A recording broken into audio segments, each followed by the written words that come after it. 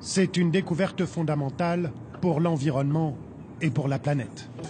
Au fin fond du bassin du Congo, la forêt vierge abrite une gigantesque tourbière, un écosystème méconnu qui a cette faculté de stocker du carbone. Concrètement, 3 années de pollution mondiale sont enfouies au cœur de la forêt congolaise. Un trésor empoisonné à protéger absolument sous peine d'accélérer le changement climatique. L'expédition scientifique chapeautée par Greenpeace a établi son camp de base dans le petit village de Bozukela. Dès l'aube, accompagnés de villageois, 2 chercheurs partent à l'assaut de la forêt, en quête de cette tourbe. Ici, le passage entre les arbres, là. La découverte des tourbières congolaises est récente. Il s'agit maintenant pour ces scientifiques de mesurer leur importance. Au bout d'1 kilomètre dans la forêt, les voilà déjà rassurés. Ça, c'est de la tourbe superficielle. Là, c'est une bonne tourbe. Nous allons monter maintenant l'équipement pour commencer à extraire. La tourbe, c'est cette accumulation de vieilles feuilles qui se décomposent lentement du fait de l'humidité de la forêt. Un écosystème en soi qui a cette particularité d'absorber le carbone. Grâce à cette sonde, les chercheurs mesurent sa profondeur, près de 3 mètres, et jaugent sa qualité. Vous voyez, tout est concentré. Il y aura une forte concentration de carbone là-dedans. C'est passionnant quand on voit les résultats qu'on attend et surtout quand on commence à voir des choses merveilleuses comme ça. Les premiers éléments sont plus que concluants.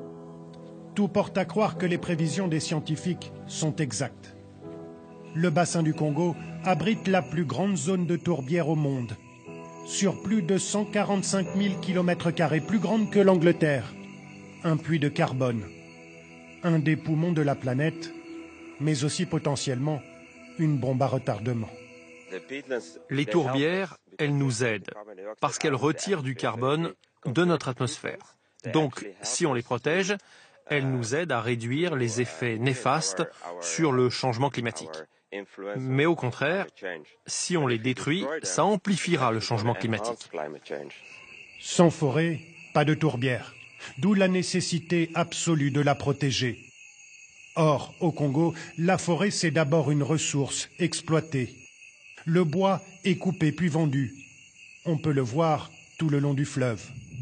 1 mètre cube peut se vendre plus de 100 €, presque un mois de salaire moyen au Congo. Cet arbre est un molongo. Tout le monde en achète, mais nos plus grands clients sont des Chinois. Mais le vrai danger pour les tourbières vient de l'exploitation industrielle, car l'État congolais vend sa forêt.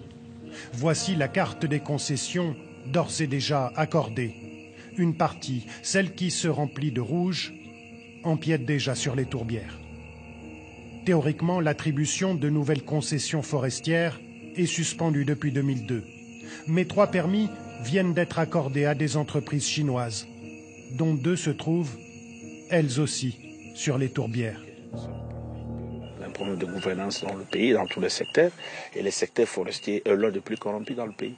Quand les hommes d'affaires chinois vont jusqu'à prendre des zones qui sont vraiment proches des tourbières, et entre-temps, à Pékin ou à Beijing, les gens ne savent plus bien respirer, ils ont de cache-nez à tout moment, mais ce sont des zones qui continuent à aider. Mais lorsque tous ces bombes vont exploser, je crois que ça sera encore catastrophique à leur niveau. La découverte des tourbières rend urgente la prise de conscience de la population locale. C'est important de protéger les tourbières. Un argument qui n'est pas forcément simple à accepter. Nous vivons des arbres, nous les vendons en échange avec l'argent. Les Chinois viennent acheter. Alors, vous nous demandez de garder ces tourbières, mais pas déforester. Alors nous, qui vivons de ces arbres, qu'est-ce que nous allons bénéficier? Arriver à intéresser les habitants de la région, les transformer en gardiens de la tourbière, c'est bien une partie de notre avenir qui se joue en ce moment sur les rives du bassin du Congo.